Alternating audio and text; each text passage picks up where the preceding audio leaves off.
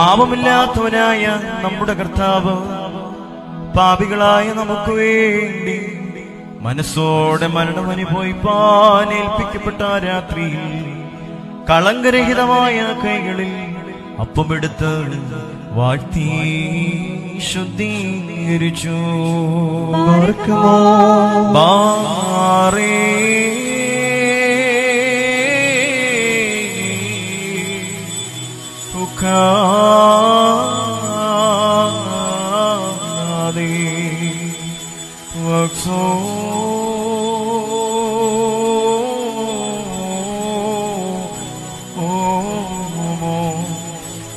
മുറിച്ച് തന്റെ സ്ലീഹന്മാരുടെ സമൂഹത്തിൽ നൽകിയിട്ട് അവരോട്, സംശയം കൂടാതെ നിങ്ങൾ ഇതിൽ നിന്ന് വാങ്ങി ഭക്ഷിപ്പീ, കടങ്ങളുടെ പരിഹാരത്തിനും നിത്യജീവനും വേണ്ടി ഇത് മുറിക്കപ്പെടുന്നു എന്ന് അരുളിച്ചേ.